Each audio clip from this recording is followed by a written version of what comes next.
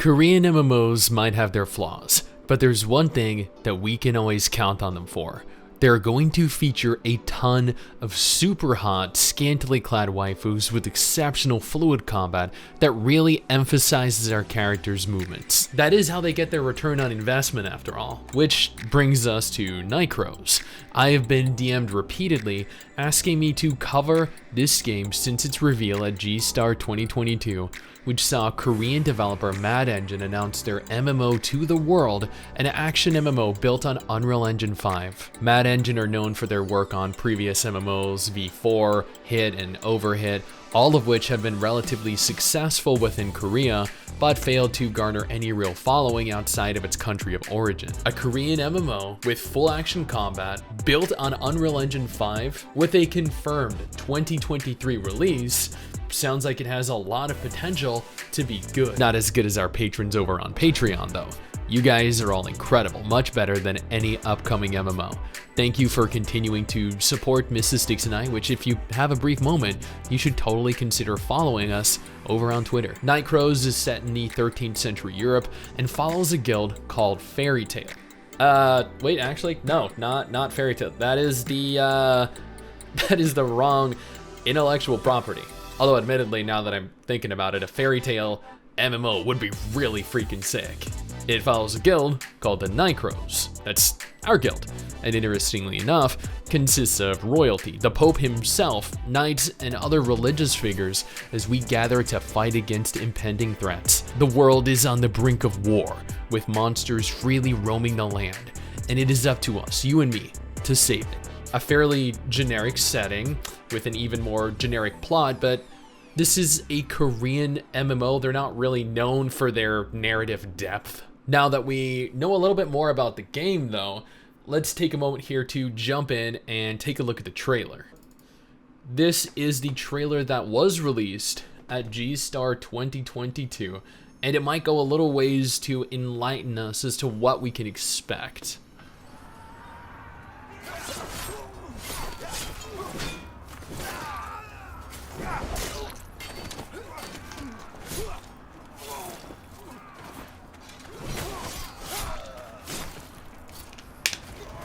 It's a little dude, what was that? That dude was enormous.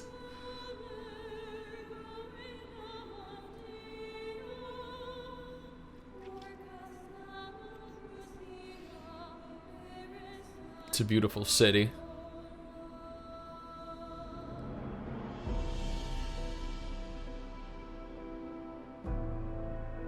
We're seeing some very beautiful landscapes.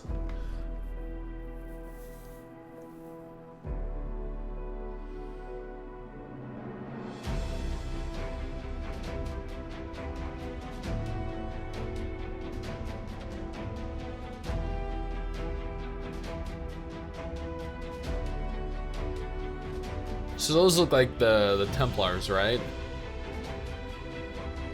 You know, this reminds me a lot of Throne and Liberty. But if, you know, Throne and Liberty only showed us pre-rendered cutscenes and pre-rendered footage.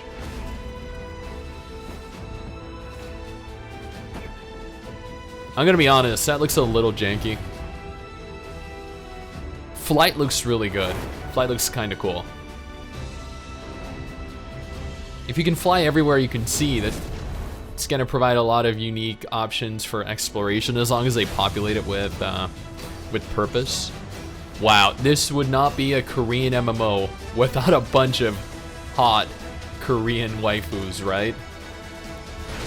All doing like epic stances. Yeah.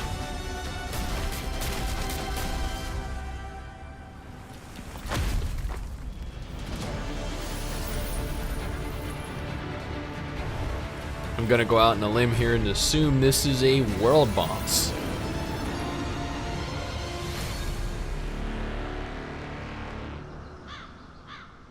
Well, this scene is very awkward.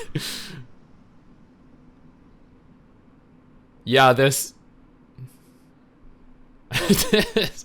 admittedly, that was a very awkward scene. Graphically, Nightcraw's looks pretty good, nothing incredible, nothing groundbreaking or innovative. A lot of the trailer was purely cinematic, with pre-rendered footage captured and presented as in-game footage. We never saw clearly defined combat, just glimpses of abilities. The world, at least pertaining to the setting, looked great. Mad Engine claimed that the game is going to feature large-scale PvP battles consisting of up to 1,000 players in real time, with over 16 unique classes at launch, which honestly, crafting 16 entire classes and having each and every one of them look and feel unique is going to be quite the grandiose feat to achieve. Unless, of course, you're Black Desert Online. Honestly, don't know how they still continue to push out such incredible fun classes every year. Nightcraw's will also have full flight mechanics, allowing you to soar through the skies, traverse the world on land mounts if they're more your style, and various other forms of fast travel that they haven't elaborated on yet. Mad Engine have yet to confirm which platforms the game will release on at present, given this is a Korean MMO, and Korean MMO devs have an unhealthy addiction with cross-platform. It is worth noting that this carries a large potential to be cross-platform compatible between both PC, Android, and iOS devices. This is just speculation, however, as nothing has been confirmed. As a small aside, Mad Engine are working with WeMade, who have released several blockchain MMOs in the past. This doesn't mean that Nightcraw's will be a blockchain MMO, but I just want to make sure that we cover all avenues and potential monetization models have been addressed. Nightcraw's has a confirmed release date of April 2023. Mad Engine have not confirmed if or when they will be holding beta tests leading up to its release, or if there will be any type of reward present for pre-registering, or if there will be any pre-registration even available. Now, admittedly, I am on the fence about this game. It is a Korean MMO, and Korean MMOs are so rarely good games long term, but they haven't yet confirmed a number of things that are integral to my judgment of their game, given it is launching in just 4 months. Is it free to play? Will it launch onto Steam? Will consoles be an included platform? Is it a full simultaneous global launch in April? Will it feature blockchain, and if so, are they covering it up until the game launches? There are a surplus of questions that are left unanswered, including why so much of the trailer was pre-rendered when it is this close to release, and the game should be in a complete form. I'd say proceed with caution. It does have the potential to be an incredibly fun new MMO, but just as much potential, if not more, to be a stark contrast to that. Now, if you're looking for something new to play, I got you covered with 2 videos on screen right now. One featuring what the most played MMORPGs currently are in 2023, moving into the new year. These are games that you're going to want to dedicate your time to because everyone else is.